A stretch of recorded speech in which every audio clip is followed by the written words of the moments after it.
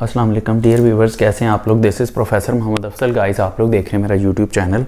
आप लोगों को वेलकम है जी इस चैनल पे। और आज मुझे बड़ी ज़्यादा एक्साइटमेंट हो रही है गाइस। चैप्टर 8 हमने शुरू किया हुआ था और आज हम उसको एंड कर रहे हैं आफ्टर 15 लेक्चर्स।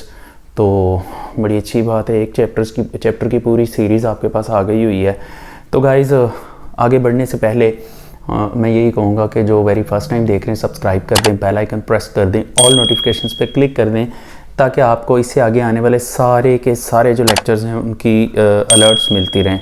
और दूसरी बात गाइस ये है कि मैंने अपने जितने भी सोशल मीडिया प्लेटफॉर्म्स हैं सबके लिंक्स शेयर कर दिए हुए हैं डिस्क्रिप्शन में, like Facebook profile, Facebook page, उसके अलावा टिकटॉक आईडी और मेरा इंस्टाग्राम आईडी सारे मैंने शेयर कर दिए हैं, तो वहाँ पर भी मुझे फॉलो कर लें। एंड गाइस, इसके अलावा जो है बड़ी इंपॉर्टेंट बात यह है कि जब ये वीडियो एंड हो रही होगी तो आपके सामने जो पूरी प्लेलिस्ट है चैप्टर 8 की, उसमें सारे चैप्टर 8 के लेक्चर्स हैं, तो वो प्लेलिस्ट आपके सामने आ जाएगी। तो आप उसको क्लिक करके सारे के सारे 15 के 15 लेक्चर्स वन व्यू में देख सकते हैं। तो गाइस, हम चलते हैं अपने टॉपिक की तरफ।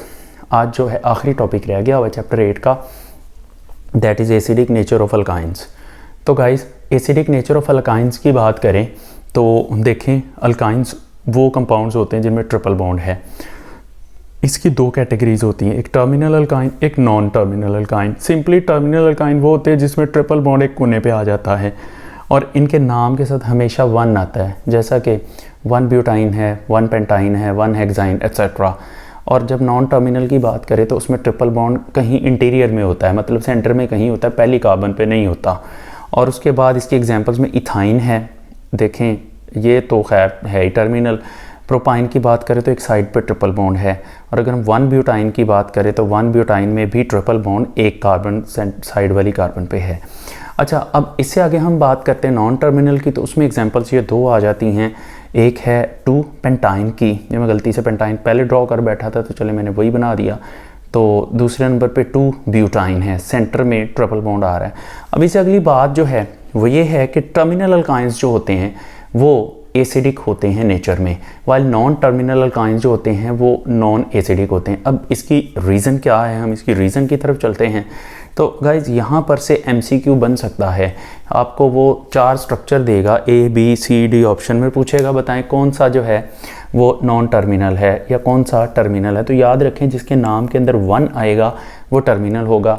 नाम में 1 आने की लॉजिक ये है कि उसके मतलब triple bond very first carbon पे है, जिसकी वजह से वो टर्मिनल हो जाता है, वो अल्काइन होता है। बाज़ वो स्ट्रक्चर नहीं देता, वो सिर्फ नाम दे देता, बल्कि ज़्यादातर केसेस में यही होता है कि नाम दे दिए जाते हैं, स्ट्रक्चर नहीं दिए जाते।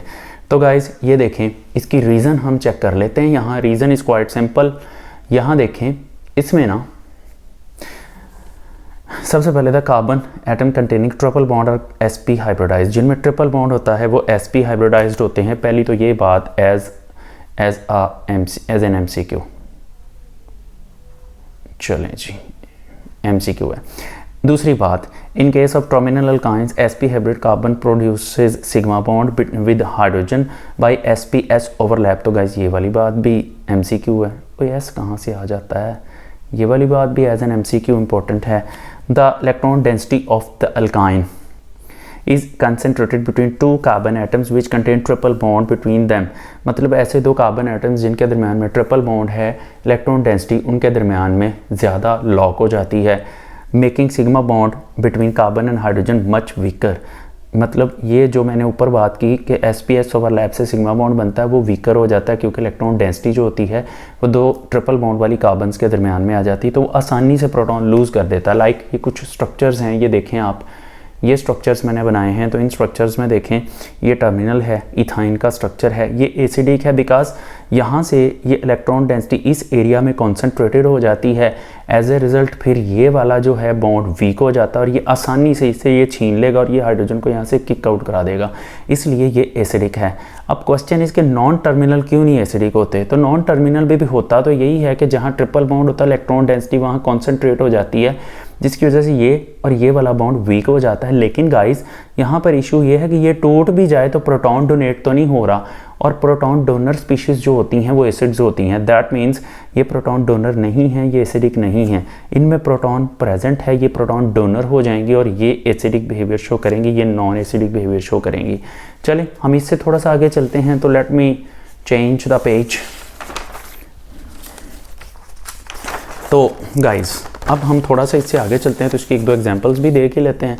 तो इसकी जो फर्स्ट एग्जांपल है वो भी क्वाइट सिंपल है। फर्स्ट एग्जांपल में देखें कि एग्जांपल 1 है, हियर इट इज़।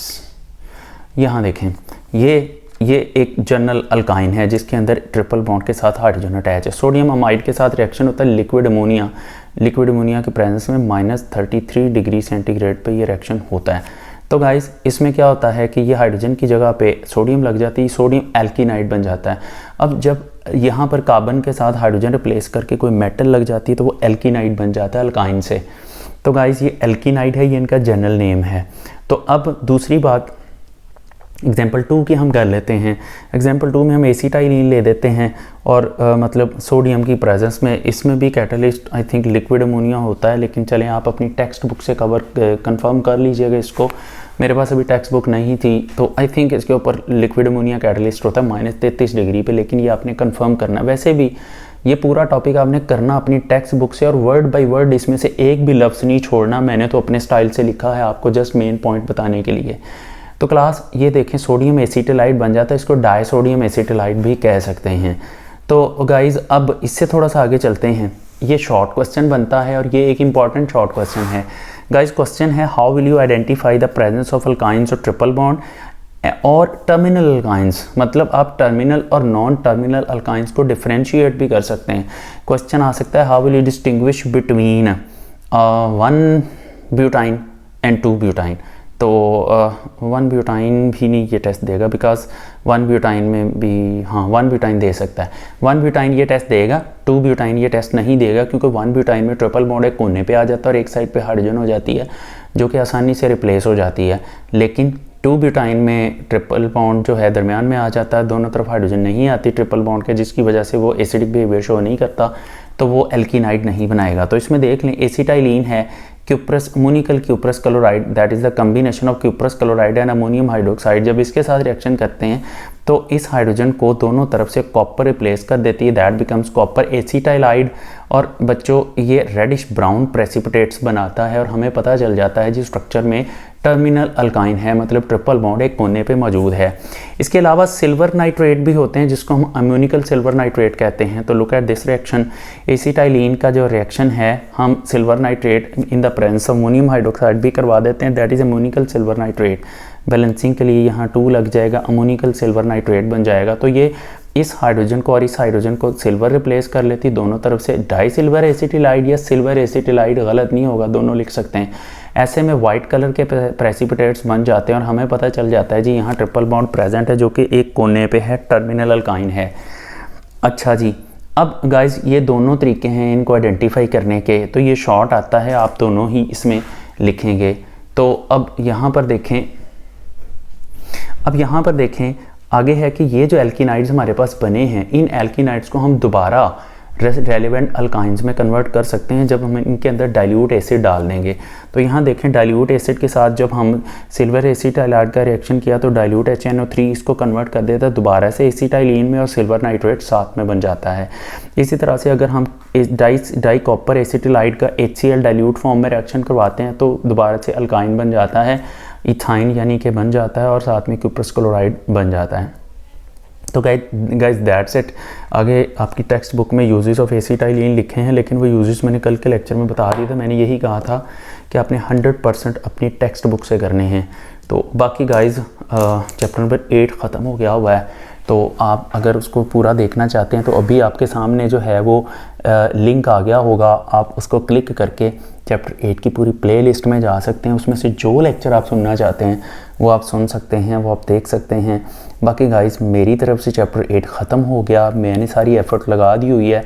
अब आप लोगों पे है कि आप इसको कितने अच्छे तरीके से करते हैं। बाकी आज मैं पेयरिंग स्कीम भी अपलोड कर दूंगा और घंटे 2 घंटे तक, तो होपफुली आप वो भी देखें, आपको काफ़ी हद तक आइडिया हो जाएगा। और keep connected with the channel, मैं आपको बहुत ज़्यादा गाइड करने वाला हूँ। बाकी गाइस अपना ख्याल रखिएगा। Thank you so much. अल्लाह हाफिज़।